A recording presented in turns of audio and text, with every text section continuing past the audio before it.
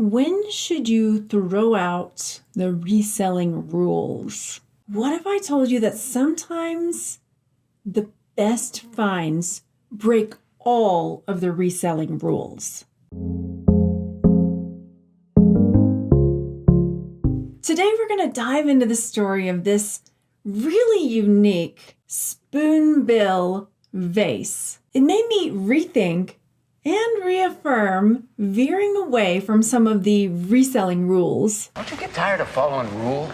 What makes something worth selling? When it comes to reselling, there are supposed tried and true rules to make sure that what you're picking up is actually going to sell. And we probably know most of them by heart. Check the sell-through rate, do your research, stick to brands that people want. But sometimes you come across an item that doesn't fit into any of those boxes. But when you see it, you feel like this is something special. My God, is that thing real?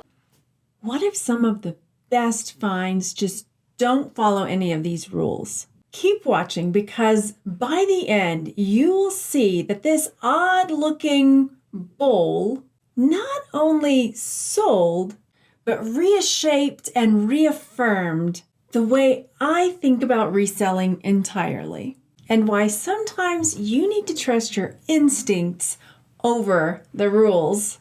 So rule number 1 is sell-through rate. But what if those numbers don't tell the whole story? One of the biggest rules of reselling that you'll hear all the time is to pay close attention to sell-through rate. So sell-through rate has to do with the amount of items that are up for sale versus how quickly they're selling. And this is a great strategy if you're wanting to make sure you're buying items that are going to sell quickly and that are going to sell for a good profit. One problem with that is that sometimes you don't find items that have a high sell-through rate. So what are you going to do then? It's all junk. And the second thing is it discounts all these other really unique things that could sell for a really good profit if you're only looking at sell-through rate. Sellers rely on sell-through rate to tell them if an item is worth their time or money. But here's the thing, this spoonbill bowl didn't have a sell-through rate. It was one of a kind. It was so rare and so unique that there were no recent sales, no other items that were like it to compare to it.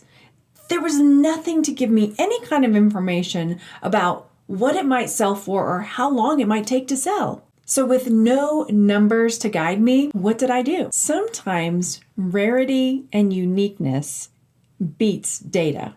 You might just reconsider your dependency on numbers alone. Because in the world of reselling, not everything can be boiled down to sell-through rate. And again, I understand if sell-through rate is something that is tried and true for you, and it's something that you can hold on to and you know it's going to work for you. But this might just get you thinking about buying a few things here and there that don't fit into that pattern of sell-through rate. We'll make sure all this has value. Do me a favor, and if you are finding any kind of value or entertainment from this video, go down there, give it a like, and subscribe to my channel. Rule number 2, check those sold listings. But what if there's no comparable that exists to compare it to? Resellers, old and new, will tell you to make sure you check the sold listings when you're at the thrift store garage sales and you find items and you want to know whether or not it's worth selling or not. But if you find an item that is so unique that there is nothing there when you check the solds, what do? Do you just put it back? There's nothing like it. This spoonbill bowl was nowhere on eBay. No sold listings, no active listings, nothing. I couldn't find anything like it. So here's the question.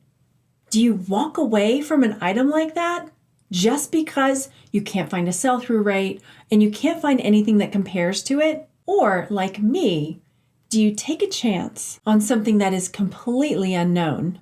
Stick around because the result from this risk surprised me. And then there's market research, the third rule. Check what's trending, make sure it's a buzzworthy item and that people want it. But when it came to this bowl, there wasn't a trend or even a hint that people would be interested in it. it didn't fit into any of those categories. I want to share why this unique bowl, though it was invisible to market research, actually had a unique market all of its own. Sometimes you just have to trust that something has its own place. Another one of the rules is stick to brands that you know and that people know. That's what everyone says, right? But this bowl wasn't from a brand. It was a one-of-a-kind, hand-painted bowl. It was an unknown artist, no backstory, no label, nothing I could go off of.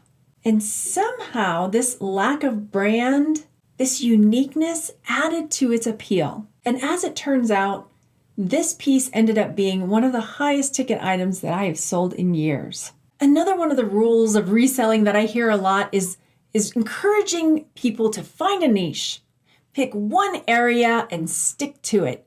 Make sure your store is all books or video games or vintage toys. Find your niche and stick to it. And that could be a great rule. It could be good for people that are starting out and really wanting to dive deep into one area before branching off into others. I mean, the more you know about one category, the better you are at spotting the kinds of things that will sell for you. But I'm not a one niche kind of gal. I like to sell all different kinds of things. And if all I sold was jewelry, then this vase is something that I wouldn't even have looked at. And this is where the magic starts to happen. The fun of the hunt. Sometimes you've got to let your curiosity be the guide. What is that thing anyway? So what was the big deal with this bowl vase? I saw this at the thrift store. I saw the beautiful spoonbills painted on this gorgeous bowl. I went to pick it up and it was light as a feather. It turned out that this one-of-a-kind bowl was a hollowed out gourd that had been sanded and painted beautifully. It was signed on the bottom, but I couldn't find anything about the artist. I couldn't find anything like it. But knowing that there are collectors for every kind of item, whether it's tigers or spoonbills or art made from gourds. Sometimes I wake up cradling a gourd. There is somebody out there looking for that unique piece. So when I find things like this that are high quality, that are unique, and that I can't find, I get a little excited because it makes me think if I've got one of the only ones, then I might be able to ask the price that I want for it. I don't have to go off of the price that is set by the other sellers. And that's exactly what I did.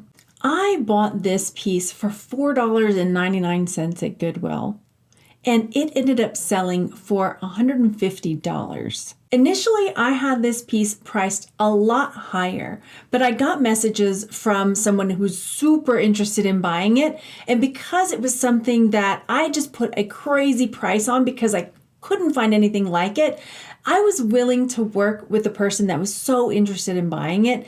I ended up with a number I liked, $150, and they were extremely happy to get this one-of-a-kind, super unique spoonbill art. So here's what I learned.